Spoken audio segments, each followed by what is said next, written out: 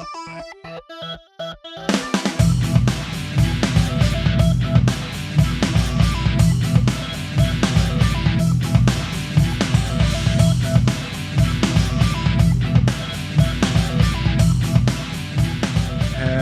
and welcome to Nerd vs. World, Return of the Living Nerd. I'm Brendan. And I'm Spindles. And we have got an awful lot to pack into tonight's show.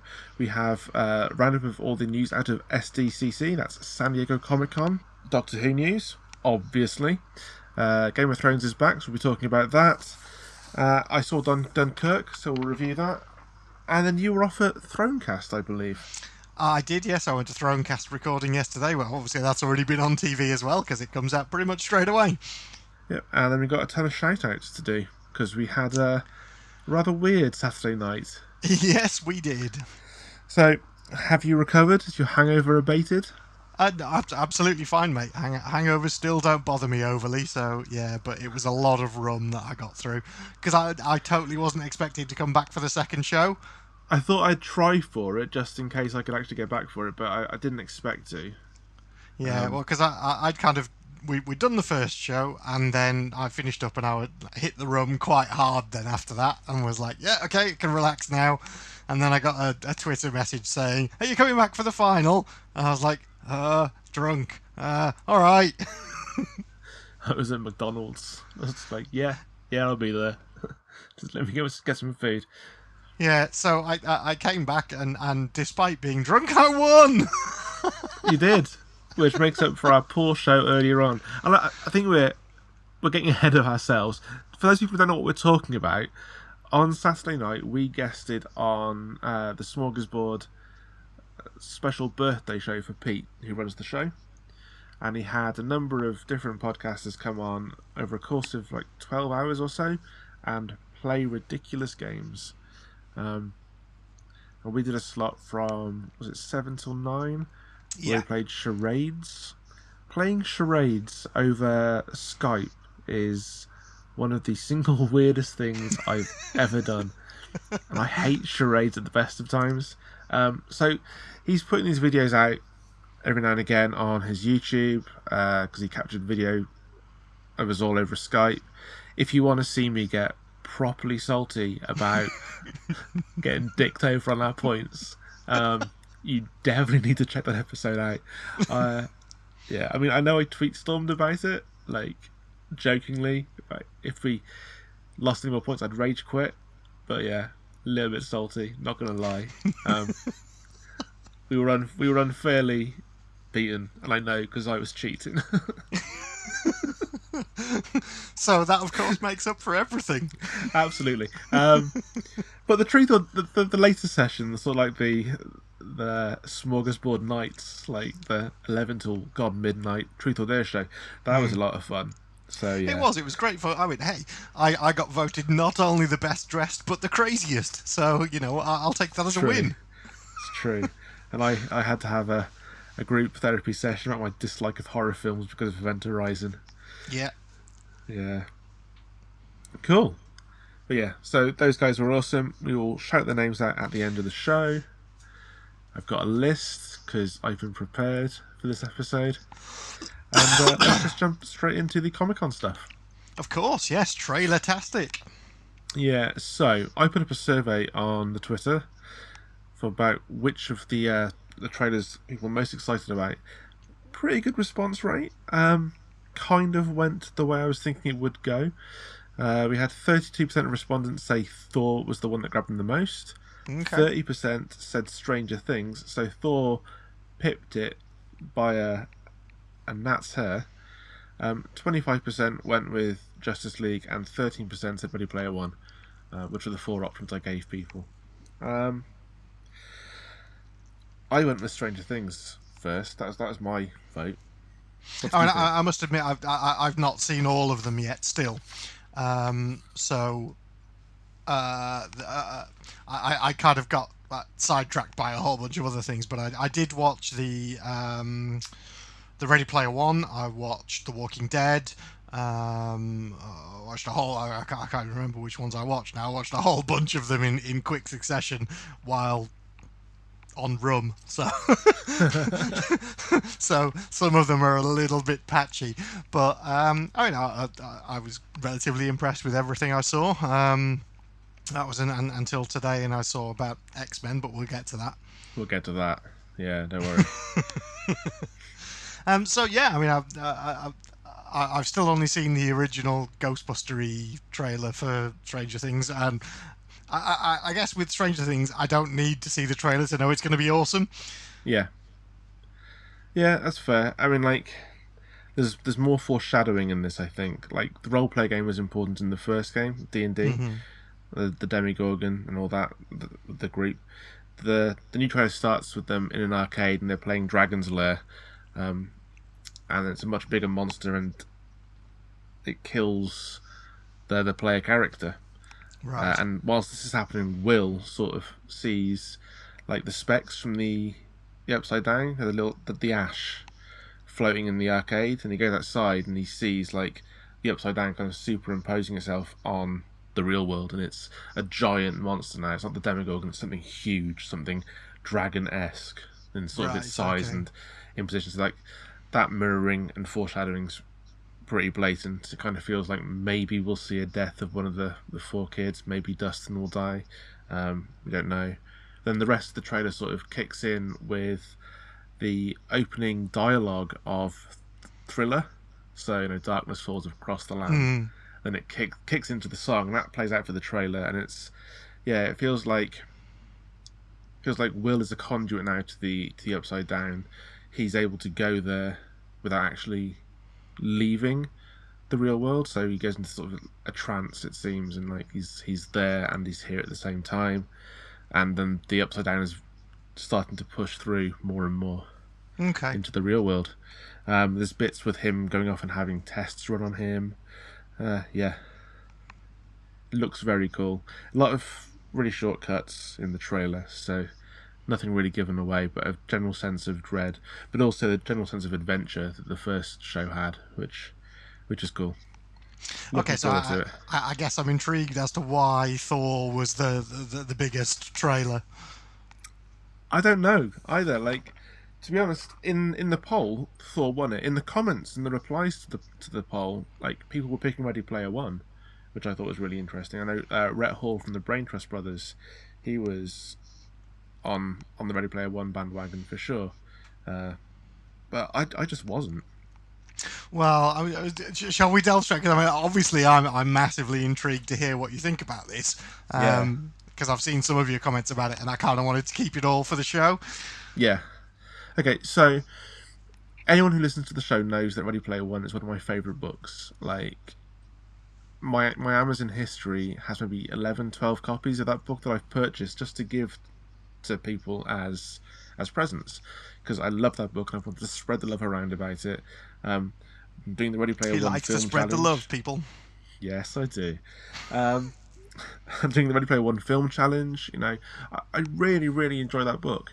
I did not enjoy the trailer, and I've been accused of being negative about it. But I'm just like, well, it's not negativity. I'm not going, it's shit, I'm not going to watch it. I'm going, that trailer didn't do for me what I wanted an RP1 trailer to do for me.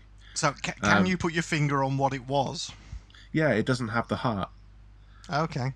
Doesn't have the heart that I'm looking for. It's just too CGI, too action, too VR. Yeah. Like, I love the DeLoreans in it. I mean, the club scene, the anti-grav club scene for Og's birthday is great, but it's a little more purple than I would have had it. But, like, visual things like that, they're not deal breakers. It still had an epic feel. And in the film, I'm sure it'll be great. But then we cut to a big car chase, and I cannot for the life of me work out where they're going to put that into the film. Yeah, I was wondering about this as well. So what are your thoughts on that? Where do you think this is going to fit in? It's either going to be like the race for the final gate, or it's going to come after Parsifal's done the War Games challenge. Okay. I mean, I genuinely have no idea where it's going to go. Yeah, indeed. And that's kind of annoying. Yeah, because if you kind of look at the timeline of it, he doesn't get the DeLorean until long after he's found the first gate. Yeah, but it might even be the escape from the party, from Mog's and party. Yeah, indeed. So it could be that. but then that would kind of make it elongate a bit more because basically the fight all happens in the party, and then that's it, Yeah. and then it just Artemis disappears off, and then he just stays there. Yeah. So Shout out to Barney, I think, from Team Sailor Jerry, who suggested Og's Party as the place for that car chase. yeah, it's a possibility, but I think that there's got to be something more there of them trying to get to something before someone else. Yeah. Because otherwise, what's the point of a chase? Exactly. But yeah, it just for me was like, where's that fitting? I mean, it's all well and good looking special, but Ready Player One is not it's not primarily an action book. It's a rite of passage story. Yeah, it's an yeah, adventure totally. story. Yeah, it's Goonies in VR. Yeah. So I wanted to see more of that, and I would have been happy seeing that all in the Oasis. I don't want to see H or Artemis revealed in the trailer yet. You know, I don't want to see them in the trailer at all, apart from their avatars, because that's a massive part of the reveal at the end of Ready Player One, who those characters are. Yeah, I mean, I guess for me, I think what they've done is that they're trying to build up the hype around the movie. I guess with my kind of marketing hat on, I would have gone for a scene which would be more like him uncovering the first dungeon and just stood in a forest and then finding the entrance and going in there and just building up a bit of mystique around it, which is just, it's all a bit slightly VR and stuff and ultra kind of photorealistic rendered, and then he finds the entrance and goes in, and that's, I guess that would have been enough for me just to whet the appetite. Yeah, the end shot of the trailer could have been him walking into that final room and a slow pan to the Joust games machine. Or even just the Lich. Yeah, either of that. But yeah, something that would have... It's a teaser trailer, so something that would have got you invested, wondering what on earth is going on. Rather than I think what you got was a visual proof of concept. Yeah. So I think what it's doing is it's saying, hey, this is in VR. It's got a whole bunch of pop culture references in it. Here's how an idea of how it's going to look. Yeah. So I think it's taken that approach, which, yes, isn't quite the kind of story-led thing that you're looking for, but I think for the casual observer is going to pique the interest, especially if they don't know the story. Yeah.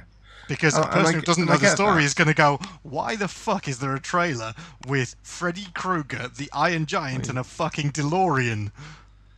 Yeah, and I get that. I totally get that. But I'm so invested in this book and this story that I want the movie to be done right. Mm-hmm. And like that's why I'm critical of the trailer. I'm not negative about the film. I still think I'm going to enjoy the movie because I can separate, my expectations from the book and expectations of the film when it gets to that point. Like, if I enjoy the movie, I'll enjoy it in its own right. But this trailer did not get me excited for it. No, and I don't think it will. Yeah, Yeah. I mean, I guess all I have to say is take heart, brave adventurer. I think it's just a technical proof of concept. Yeah, I hope so. And I hope the film is less that and more adventure. Yeah, and you know what? I think it will be. I'm hopeful for it because, the source material is there. Ernie Klein's been involved in the writing of the screenplay. So, you know what? I think it's got the best pedigree it could have. Yeah, that's fair. That's fair. So I think, I don't think this trailer has taken away anything from my expectations of it. I think it's kind of solidified what in my mind I knew was probably going to be right, which was it was going to look fucking amazing. Yeah. And I guess I'm taking away from it as well the fact that there have been a couple of bad trailers recently where the films have been excellent or at least enjoyable. Like Ghostbusters had a really bad trailer, but the film was pretty good. And one of the Spider-Man trailers wasn't great, but the film was awesome. So we'll take that from it. But as for Thor, which was the winner of the poll, have you watched that one? I haven't, no. Oh man, the soundtrack on that's insane. The interplay between Hulk and Thor is awesome. Hulk has dialogue. Hulk speak? Hulk, yeah, but he speaks like a child. Like, he's been in the Hulk form pretty much since the end of Age of Ultron. He hasn't changed back to Right. Bruce Banner to that point. And there's a scene later where he's back as Bruce Banner and he seems to have forgotten everything that's been going on. He doesn't know where he is, doesn't know about the fight between him and Thor. We get to see Hela kick ass. We get to see Valkyrie. We get a flashback, I believe, to Valkyrie and all of the Valkyries charging Hela. Um, we get to see Loki back in it again. And it's like a buddy cop feel to it. Sort of the misfit bunch of rebels taking on Hela. So you got Thor, Valkyrie, Hulk, and Loki as a team of 4. Okay. And then you got Jeff Goldblum as the Grandmaster, who is just awesome in everything he's in. So that will be cool. He's confirmed that he is the brother of the Collector as well. Okay, I was going to say, I mean, do we think this is now hitting the kind of run-up for Infinity War? Have you seen the trailer for Infinity War? No. I saw a leaked copy of it. The opening scene of the Infinity War trailer is the Guardians of the Galaxy in the Milano, and they're just flying normally, talking amongst themselves, and all of a sudden something hits the windscreen of the Milano, and they look at it, and it's Thor. Okay. So, because that news is out there. Like, all the reports from D23 and SDCC are out there, and like, it would seem to be a pretty massive spoiler for Thor Ragnarok if that's how Thor Ragnarok ends. So I don't think that's necessarily the case. I think something else is going to happen in Infinity War to have Thor on the Guardian's windshield. I don't think it's a straight follow-on. Do you not think it's like a post-credit sting now? I don't think Infinity War is going to start with Guardians of the Galaxy with that scene. Because no, I don't think so. Otherwise, they've just spoiled the end of Ragnarok before Ragnarok's been released. So I don't think that's the case. I think it'll be later in the continuity of the film. It might even be once Thanos has destroyed a planet or something, and Thor goes off into the galaxy floating. But we'll see. That's a long way off yet. Well, I mean, yeah. To be fair, Thor and Guardians have the closest link so far with the Collector and a bunch of other stuff with the Infinity Stones. So that is the obvious jumping off point for bringing Guardians into the rest of the continuity. Yeah, but other things to look out for in the Thor trailer are Fenris the Wolf, who gets into a bit of a scrap with Hulk, and then the final scene from the trailer is Hulk having a go at Surtur, the big old fire demon, and it's a massive battle. It's Hulk barely, like, Surtur's face fills the screen, and there's just a tiny little Hulk just jumping into it, ready to kick some ass. Nice. So yeah, that'd be cool. So yeah, it's Ready Player One, Stranger Things, Thor. The other one was Justice League. So did you see the Justice League trailer? No.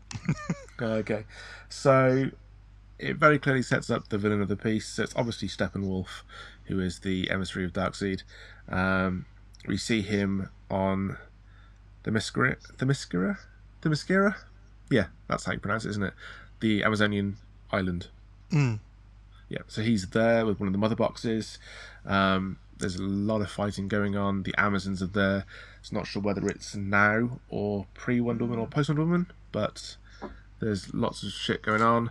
There's something interesting in the dialogue that he says. Steppenwolf says, "No lanterns and no Kryptonians can stop me."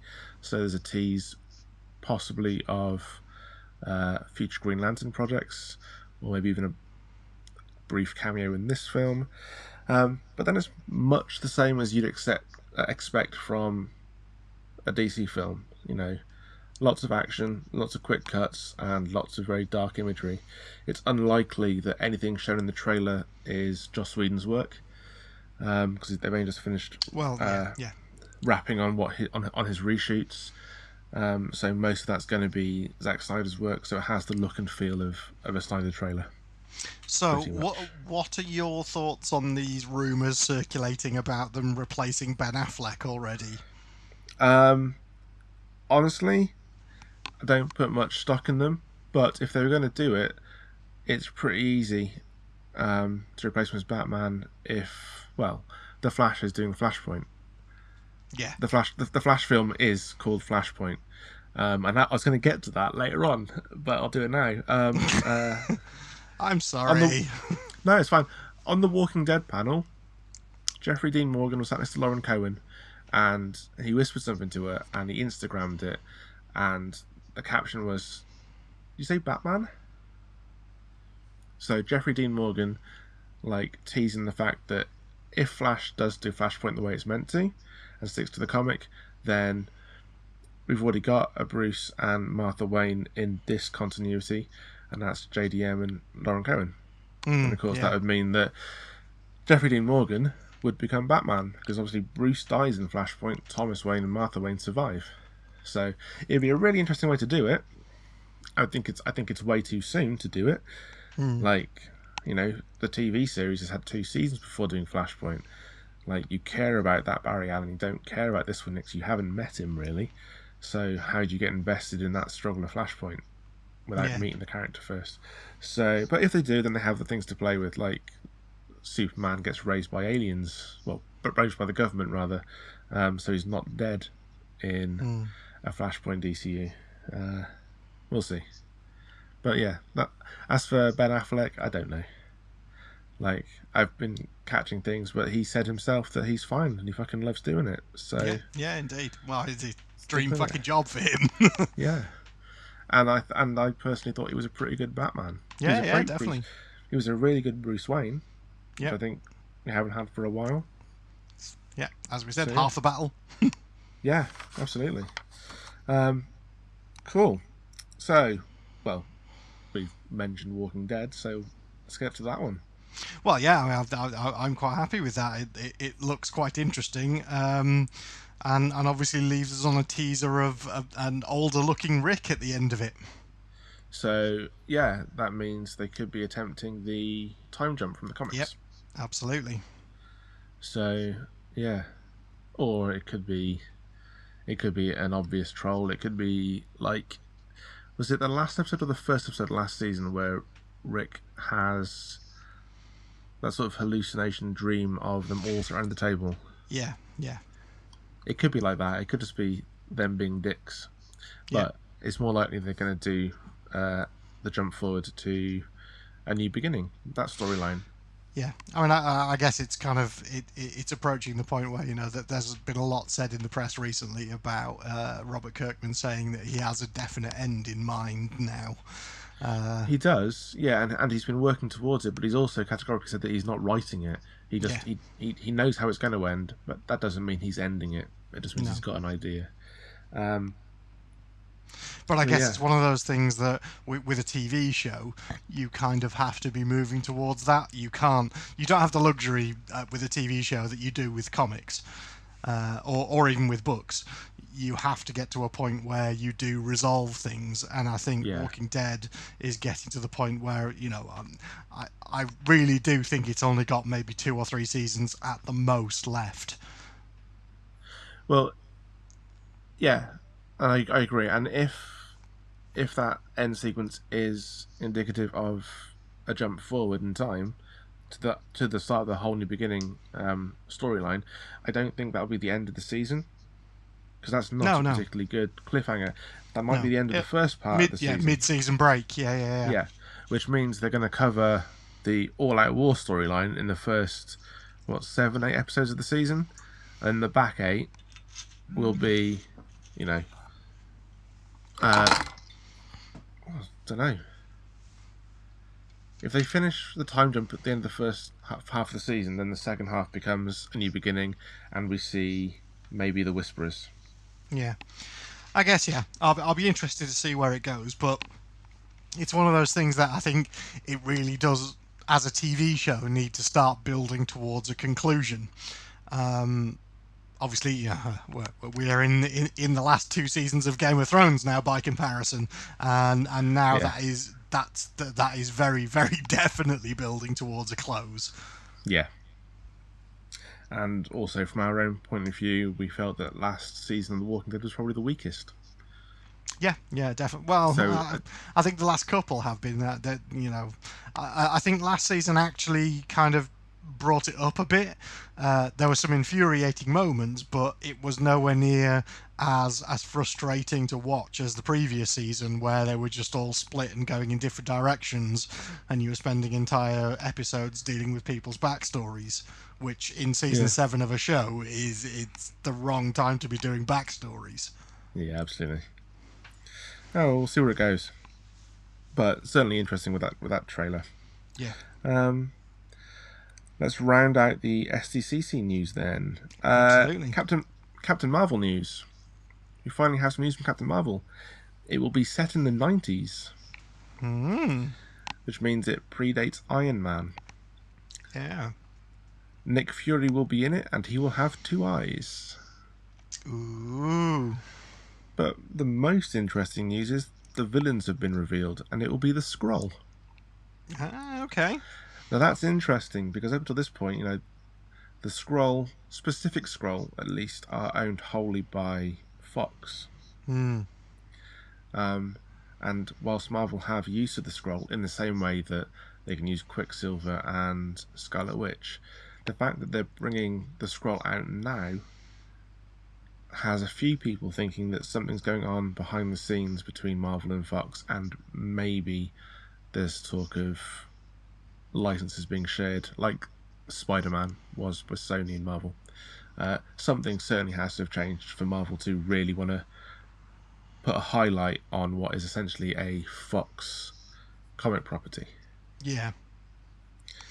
Yeah, I mean, I guess this whole kind of licensing issue is sorry, it was something I meant to mention when we were talking about Ready Player One, that it's Ready Player One by definition is such a minefield of licensed properties that it's going to be so difficult to get the correct clearances to use all the stuff that's mentioned in the book.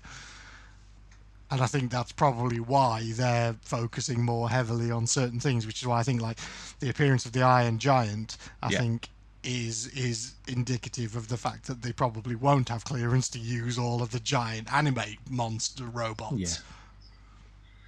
But I'm okay with the Iron Giant as a substitute. Like, yeah, indeed, yeah. It's just this whole intellectual property licensing thing that always gets in the way of movies happening the way we want them to. Yeah, but yeah, so that's that. So yeah, but with the Skrull as villains, we might get to see more of the Skrull Kree War, because that's been established as being a thing that's happened. The Kree are part of the MCU and the TV universe now at this point. Yep.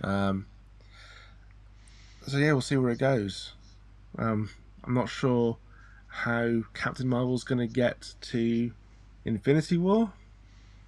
Well, I think she's in part 2, because this is in between part 1 and part 2. So I've got a feeling the tie-in's going to be one of the Skrull in the Captain Marvel film is going to be revealed as taking on one of the faces of someone they see in the first Infinity War film. Right. Okay. I don't know. Or it sets up Avengers 2 as Secret War. Which would probably be a more logical step forward, I think. But we'll see how it goes. And as we've always said, you can, if you do Secret War, that gives you the ultimate license to just rewrite the entire universe. Yeah. Which is kind of, in a way, I think that even though the DC universe hasn't really got going yet, it needs a Crisis on Infinite Earths just to sort it the fuck out. Yeah, they can just start again then, See, learn from their mistakes and go back to basics. Yeah. But yeah. Other Marvel news. Ant-Man and the Wasp has released some casting announcements. So Michelle Pfeiffer is going to be Jeanette Van Dyne. So she's the original Wasp, Hank Pym's wife. I imagine she'll either appear as part of a flashback, or maybe they get in touch with Doctor Strange and go searching in those dimensions to rescue her. And Lawrence Fishburne is Bill Foster, who was the original Giant Man. He's also Black Goliath. Yes. Yeah.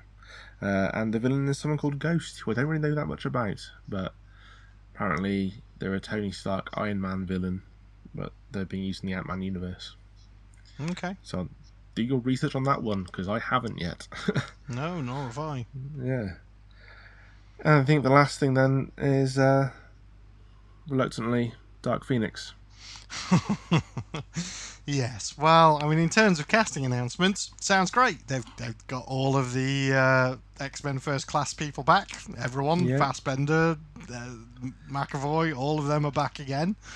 But they're taking on Dark Phoenix, which is, it is my favourite X-Men storyline of all time. It has already been fucked up beyond repair once on the big screen. Yep. That was as a result of Bryan Singer leaving and handing stuff over to someone else, and Bryan Singer has just left and handed it over to someone else. Yeah. It seems like the obvious film to do. Like, it's the obvious plotline to try and convert, but it hasn't been done well. I don't think it'll be done well this time. And I think in my review of Apocalypse, I said that I liked Sophie Turner as Jean Grey. I liked the young X-Men cast that were coming through, and I liked the stuff when they were talking to them and developing relationships. That stuff was great, and I wanted to see more of that. I wanted to see more of Scott Summers and Jean Grey, and have X-Men be what it should be, which is a discovery of yourselves, your powers, and your place in the world, rather than just lumping out another generic action film summer after summer. They're going for the big hitters, but they haven't laid any groundwork yet. For Dark Phoenix to really work, we have to care about the characters. We do, yes, but then again, we also well, and this is what kind of gives me a little bit hope that it'll be a bit more of a solid adaptation, is that they are actually going down the line of X-Men in space and the Shi'ar and bringing in all of that. So which is Jessica Chastain. Yeah. Yeah, and that gives me a little bit of hope that they're going to do things a bit more kind of down the line as they should. Also, some interesting news around it is the potential talk around recasting Rogue in it, and also bringing in Dazzler. Yeah, Dazzler had a brief cameo in the second one. No, third one. Third one. I thought, yes, indeed. Yeah. Yeah, it's just I'm always going to be reticent about it because of the way they treated Apocalypse. Like, Apocalypse was made to be like a TV show villain. Like, he was a bad villain, and he shouldn't be. He should be an awesome villain. He should be a real obstacle. And he shouldn't be a villain that's like not rounding out a series of films. Yeah. If he's going to be used, he should be one of the final people they come across. Like, once they've tested themselves and proven themselves, they're faced with this challenge. Like, I think he's more of a threat than the Dark Phoenix. But that's just my thoughts on it. No, fair enough. If you think I'm wrong, Internet, tell me. and I'm sure they will. Yeah, I'm sure. The Internet is very vocal these days. But yeah, I think they're missing a trick with the X-Men series. If I'm honest with you, I think of all the comics, X-Men, because of their mutants versus non-mutants storyline, there's so much potential there to just go into allegory and be that political commentary. I think they have that in them, but boiling them down to action set pieces just doesn't seem to be doing enough. Like, First Class was good. First Class had a story beyond a big masterpiece villain, but since then they've been diminishing returns. Yeah, yep, true. But by contrast, I've just picked up Logan on Blu-ray, and I'm massively looking forward to watching Logan Noir. I fucking loved that film. It was really good. So that shows Fox can do it right. Yeah, absolutely. I just don't think they will with Dark Phoenix. But again, like, don't want to be accused of being negative, but that's just my feelings on the matter. I don't know, if we can get a Deadpool cameo crowbarred in there, that'd be great. Yeah, if we get that in there, get that to work out with Cable somehow. Pretty interesting. Yeah, so hell we'll yeah. go with it. I think that's probably all I've got from Comic-Con. Yeah.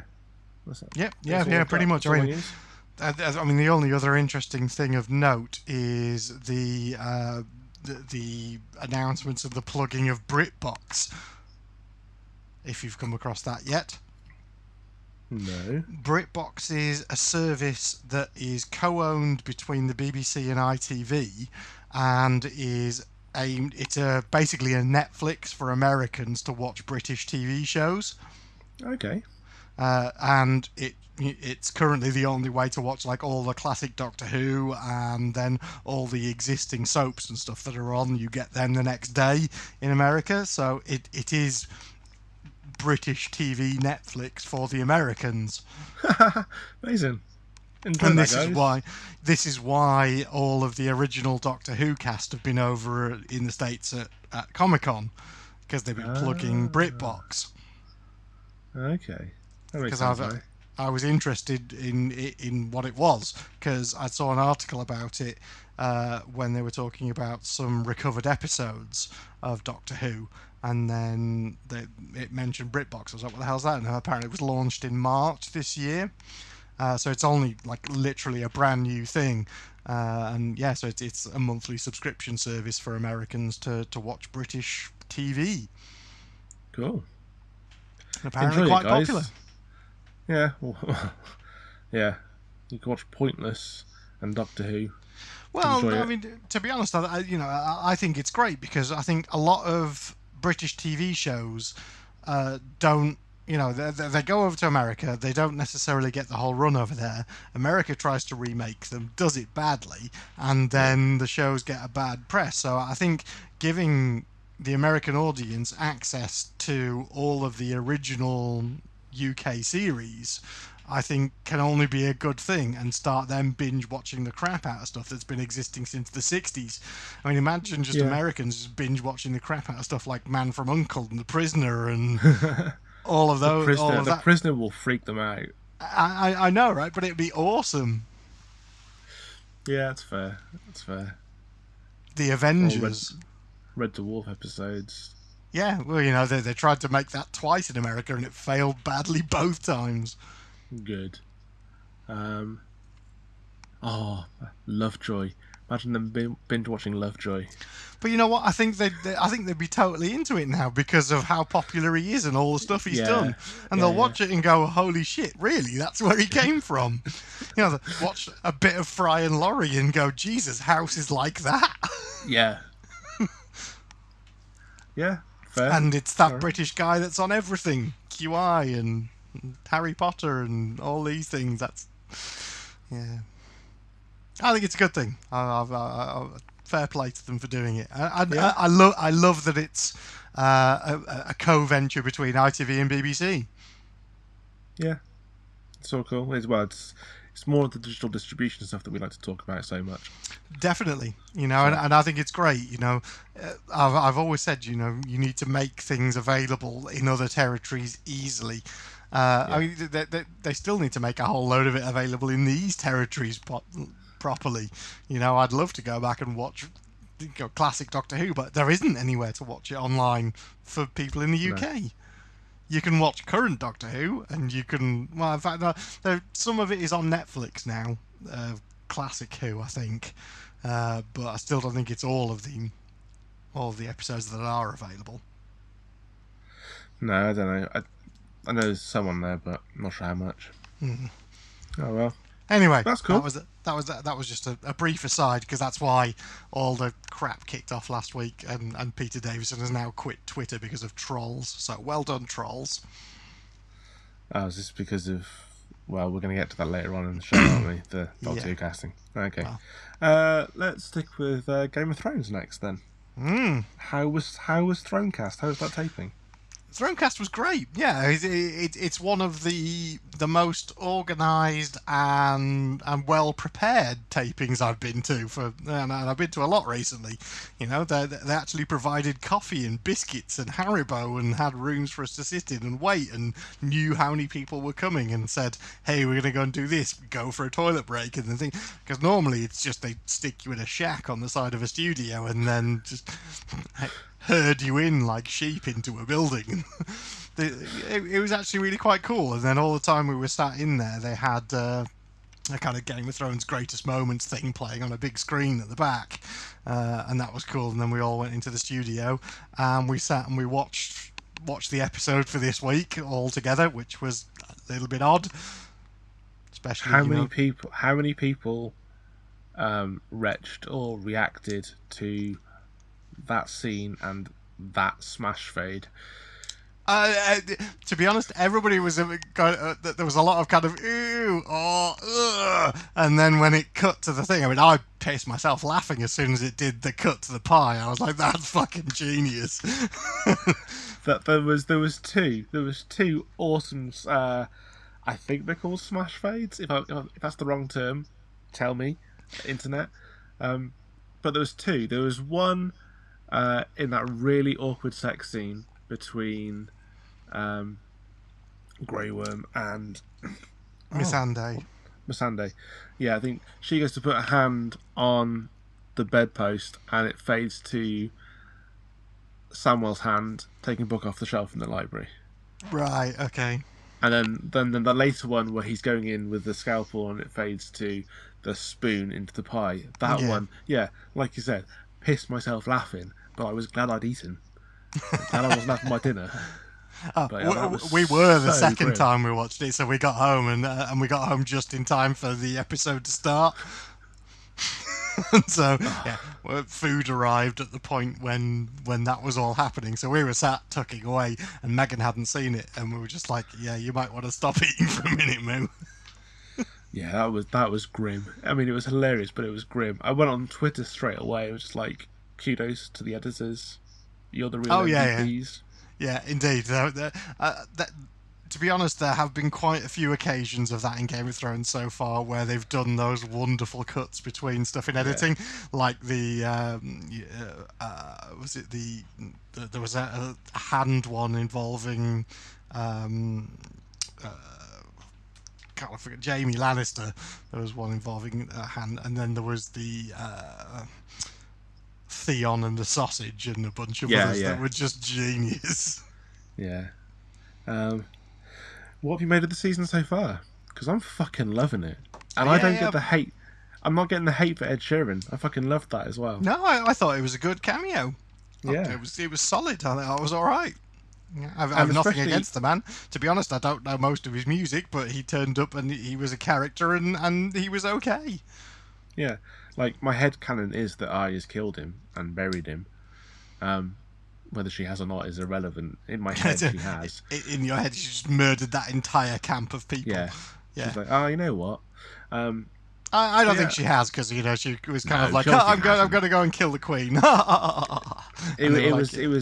It was obviously a humanizing plot device for her. It was like to let her realize that not everyone in King's Landing was the same, that not everyone liked the queen, and to just remind her of her humanity. But you know what? I think she knows that anyway, and she's always had her list, and that's what she's working off. Yeah, but she's heading back to Winterfell. Indeed. To see Jon, who's now fucked off from Winterfell. But then again, Sansa's still there, and Bran is on his way. Yeah. And Littlefinger's still there, and I wanted him to die, because I had him in the dead. He was my pick in the Deadpool. Really? Yeah. He's not going anywhere. He's really not going anywhere. Oh, he is. He'll die. I don't see it. I fucking hope Arya kills him as well. I really do. Why would Arya kill him? Because I just wanted to. But she has no reason. Everybody wants Littlefinger dead, but to be fair, what has he actually done wrong? Well, he had Ned killed. Well, he didn't. That was Joffrey. the whole thing was put in place. I think Littlefinger knew how Joffrey was more likely to react, I think. Admittedly, he wanted Ned out of the way so that he could make a play for Catelyn Stark. Yeah. But he never got to do that. And in fact, the only actual thing that he's really done was pushing Madwoman through the moon door. Yeah. That was That was something we were all crying out for anyway. So you know what? Littlefinger, I think, gets a lot of bad press. He's the guy that does all the shit that you want to do but can't. I like him. He's the Dread Pirate Littlefinger. I think he's awesome. Oh, it's just that accent. That accent is ridiculous. It slipped a couple of times in the last episode. But it's brilliant. Terrible. It just comes out of nowhere and you're just like, Dread all Pirate, of a sudden, Littlefinger. Yeah. Oh, I don't know. Speaking of Dread Pirates, that Euron's a bastard, isn't he? Oh, what a fucking entrance, though. Yeah. That kind of crushing thing coming down on the ship, and he's just like, yeah, he dives off and starts eviscerating people. No, totally brilliant. Full-on Viking berserker. And he's awesome. Yeah. He is, but he's going to be another one of those villains that you just love to hate. No, I to be honest, I don't think he is at the moment. His cool factor is just through the roof. He's not a Weasley bastard. He's just like, you know what? I'm going to go do this. Fuck all of you.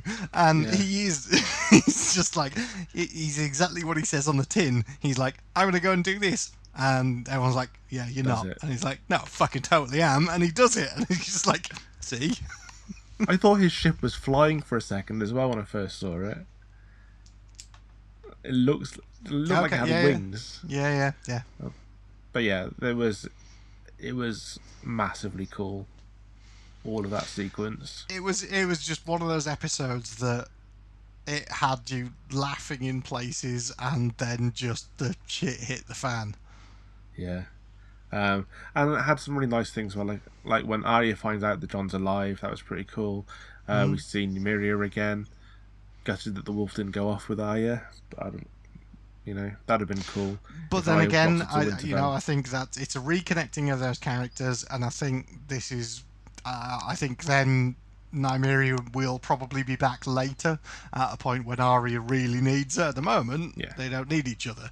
They're happily off doing stuff. And I think at the point when Arya really needs Nymeria, she'll be there. Yep. Yeah.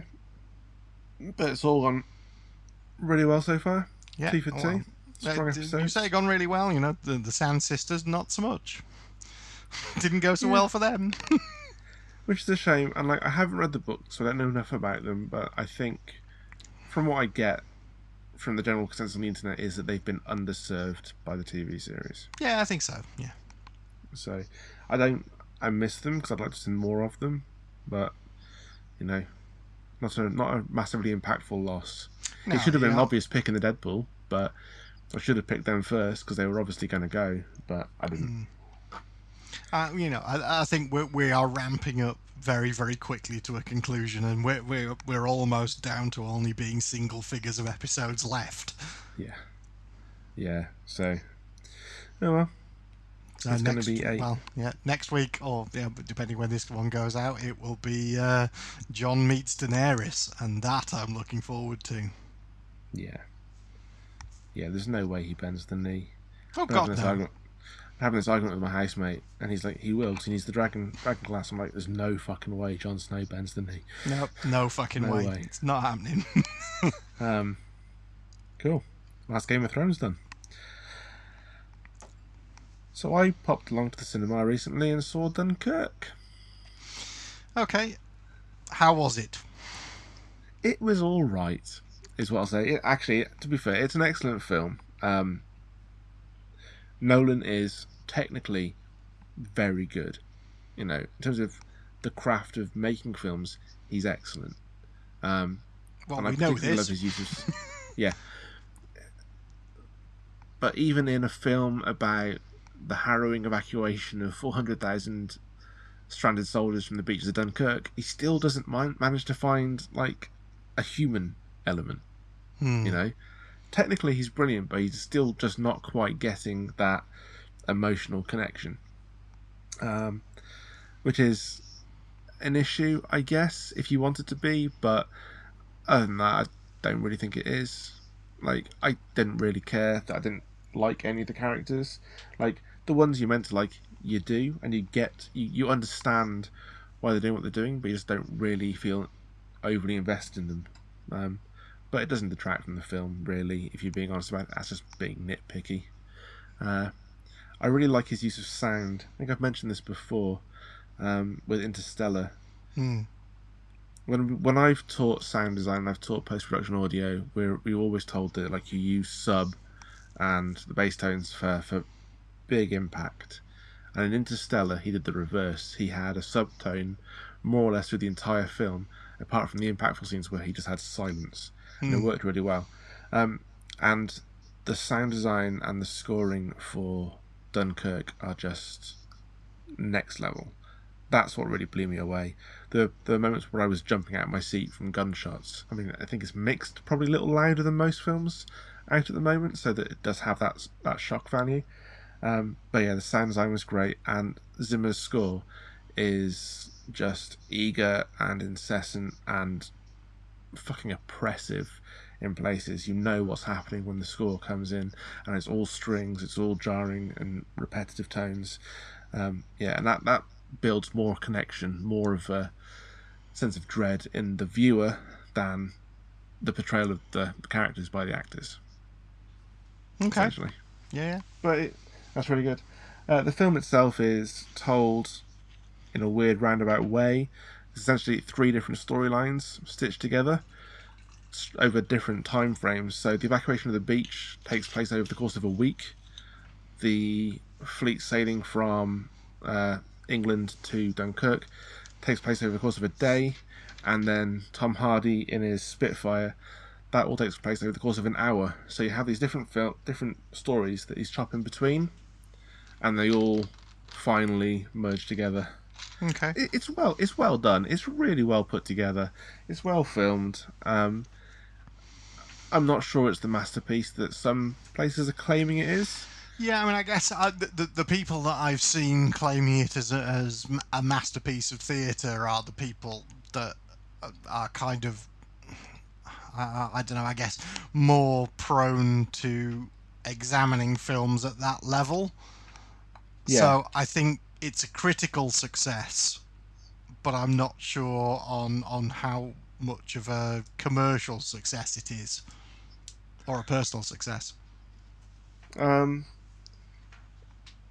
It's a war film, so it's going to have a particular type of audience interested in it. I don't think it's a blockbuster. Well, that immediately means I'm not interested in it. Yeah. I saw it because I like Nolan. I do. I think he is a good filmmaker. I think some of his work is terribly overrated. Like, Interstellar was good, but the ending let it down.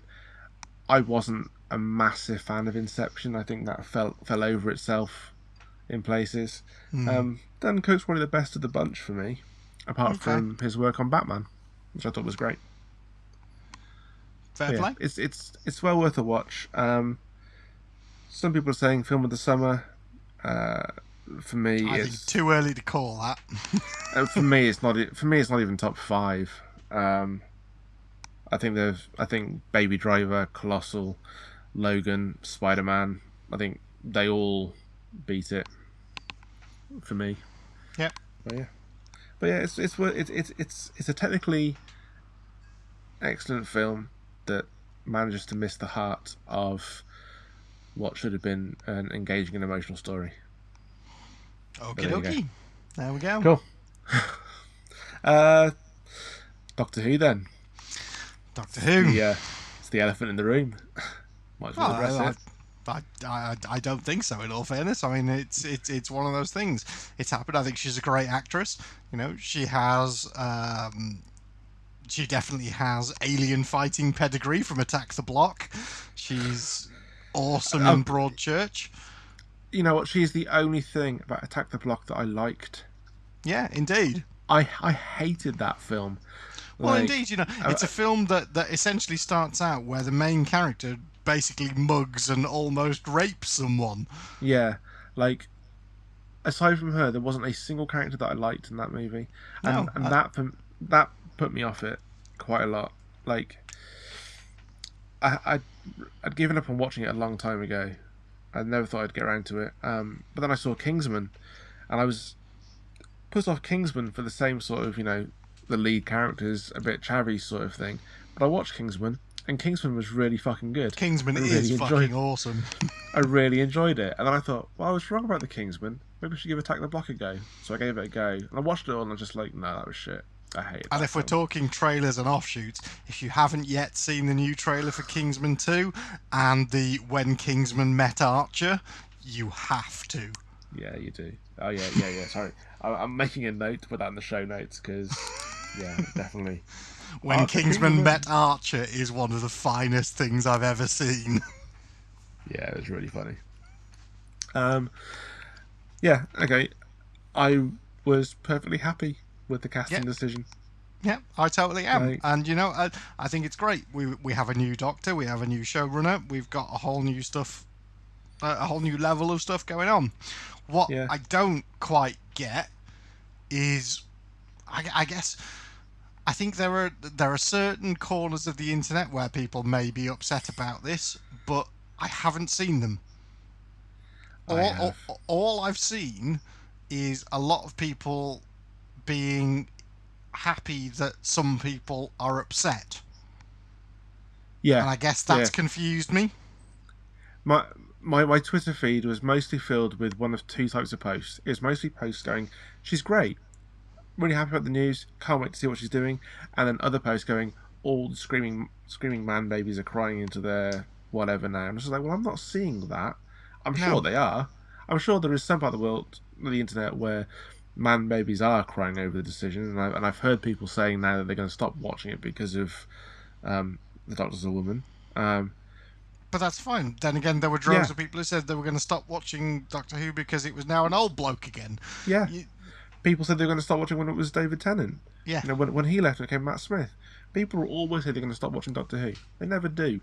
They always still do. I think the most intriguing comment about the whole thing was when we were essentially called sexist because we didn't react with anger and distrust about the casting. That kind of took me that really threw me. I was thinking, okay, so because we haven't got angry about the casting, we're obviously reacting differently because it's a woman, so that makes us sexist. And I was thinking, well, no, I reacted the same way I always react to a Doctor Who casting. I always go, that's cool, good actor, I'm excited to see what they do with the stories. I reacted no differently. Indeed, and neither did I. I mean, I think with Peter Capaldi, I was ecstatic. I was like, bring him on, that'll be awesome. And the other ones, I was just like, well, I don't know who they are. I'll wait and see what they do. Whereas this one, I think she's a great actress. I've seen her in a bunch of stuff, and I think she's been great in the parts I've seen her do. She can not only kind of hold her own in a sci-fi universe, she's also very, very good at character acting. So I think it's going to be great. I'd be hard pressed to be happier. Could have been Emma Newman. There's Emma Newman. I would watch Emma Newman as the Doctor. You know what? She will love you for that. All day. But then again, I think Sue Perkins would be awesome at it. And having seen her in Thronecast yesterday, I'm all the more convinced Sue Perkins would be a fucking awesome Doctor. But here's the problem now, is that it's the same thing we had with Ghostbusters. Doctor Who, the casting of Doctor Who, has inadvertently become this battleground for some kind of cultural war, which makes criticism really difficult, because if you say now that you don't like Doctor Who, the immediate response from a majority of people is going to be, it's because you're a sexist, you don't like the woman. And if you say that you do like it, similarly you're going to get, well, you're pro-feminism. And we made no bones about it, we're feminists on this show. Yep. But I can be a feminist and not agree with the casting decision. Well, it just so happens. Yeah, it just so happens that I'm not in that situation. I agree with the casting and I like it. But this issue now is because you can only tackle it in 140 characters on Twitter, it's not being done properly. So it's obviously going to be some sort of middle ground, Yeah. you know, and it's going to make criticism. It's going to make criticism difficult. Yeah, it is, because and it's always going to be, you're always going to have that lens cast over you whenever you're critical of Doctor Who now, and that's not a good thing, because you have to be able to openly and freely critique a show if the show fails. Yeah, and I think it's that. I think it's having that realization that what we are doing is critiquing the show and Yeah. not critiquing the decisions or the underlying reasons for things happening in the show. Yeah, no, we're not in the casting room. We don't No, God, no. see who gets cast for it. We don't know what direction Chris Chibnall wants to take the show in. We don't know any of that. All we can critique is the episodes when they come out. And we've been harsh on Doctor Who in the past. Yeah. And to be honest, most of our harshness is directed at the writers. Like, where episodes have failed in the past is because the writers haven't given the actors enough to do. Yeah. And you know what? You know, when I, as one of Neil Gaiman's biggest fans, can stand up and say that his second episode was probably one of the worst ones I've ever seen. Nightmare in Silver. Yeah, indeed. And that's because what we're critiquing is the show and how the show hangs together.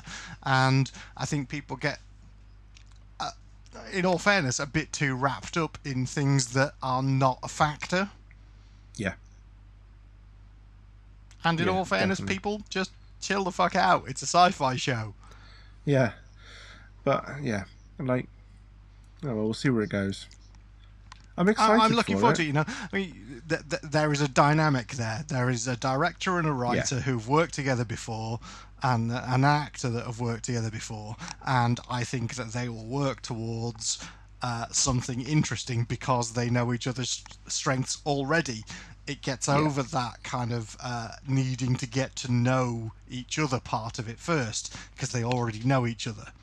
It was like in the first incarnation of the Doctor, where Russell T Davies and Christopher Eccleston had previous form, and they understood each other straight away. Yeah. No, I think there's nothing to be worried about. My only worry that I have at all is, like, what happens if the show isn't good? It gets back to that criticism thing. If the show isn't good, how do people constructively criticize and review it? This is how we will do it. If the show isn't good, we will call it on not being good and state our reasons why. Yeah, okay, we'll just carry on as we always do. It's what we've always done, dude. Yeah. and I see no reason we should change. Oh, I'm not really seeing a problem for us doing it, but I'm just worried about the wider internet backlash to it, because I think it's going to be more pressurized. Because that will blow up, and that will happen, and that's beyond our sphere of control. Yeah, I just feel bad for people when that happens. Well, indeed. And as I said earlier, you know, I feel bad that Peter Davison has had to quit Twitter over this, because people have taken things he said out of context, and it's all blown up. Yeah. I couldn't tell whether the video had crashed then, because you just held that pose for so long. That's because it was dramatic effect. And of course that won't translate through to a podcast because, hey, radio. Yeah. Yeah. Cool. Yeah. I think we live in pretty good echo chambers, though. Like, as you said, most of our feeds were reinforcing. I think everyone was positive, and the people who weren't positive were not. They were not positive. They were not positive because of the casting. What they were saying was they were being happy that some people were unhappy, which I found weird. And I do find that weird, because, you know, in my experience, I'm always down for being inclusive and being supportive of everyone, and to revel in someone else's unhappiness is just weird and wrong. Well, it's like we've always felt on the show. Like, we're nerds. We talk on the internet. this wasn't around when we were having troubled times in high school years ago. God, no. Most of the nerd community should have gone through hell. They'll all have individual stories about being an outsider. So it doesn't make sense to me for a collective of outsiders to want to exclude people. We're people who've been excluded for liking things we liked 20, 25, 30 years ago. It doesn't make sense to me for us to now turn around and start excluding people from liking stuff that we like just because it's cool or because it's present or because it's out there. We've always been inclusive and inviting on the show, and we've always fought against people who have sought to exclude others. And that's the way we'll continue to go, I guess. Indeed, we will continue to do so. Yeah. And I think that brings us nicely to the end of this week's episode. It does. Yeah. I guess all that remains is there's a few shout-outs of things. You go first. Some shout-outs. Yeah, okay. So, I want to shout out to Charlie Brigden of the Movie Drone, Emma the Crushinator, and Chris Haig from North by Nerdwest, Carolyn at Fast Forward Rewind, and then Addy and Andrew Cavero, who were all people that we podcasted with on the Smorgasbord podcast. So actually, and it was great fun. Pete at Smorgasbord, thank you so much for having us on the show, guys. It was awesome playing charades with you, getting salty with you, swearing at you, and getting drunk with you. It was awesome. We'll do it again sometime soon. Awesome, cool. And for me, we are in the final run-up towards 9 Worlds. So we're conventions over the summer. I will be at 9 Worlds for the whole weekend. My LARP panel is at 5 p.m. on the Saturday at 9 Worlds. So if you're around and available, come and see me talking nerdy about LARP. I'll be around for the rest of the weekend, so yeah, come say hi. Other conventions over the summer, we are at the weekend at the Asylum in Lincoln. I will be based pretty much exclusively at the venue over the entire weekend, as I will be sat in the little magic lighty box at the back playing with my switches and levers. So if you do go to any of those events in the venue, then give me a wave in the lighting box at the back. Awesome. Cool. Well then, that's all for. You ready? Are you ready, sir? I am. Sorry, yes. A little bit of a cough. That's all for this episode. I've been Brendan. I've been Spindles. And until next time, take care and be excellent to each other. Ta-da!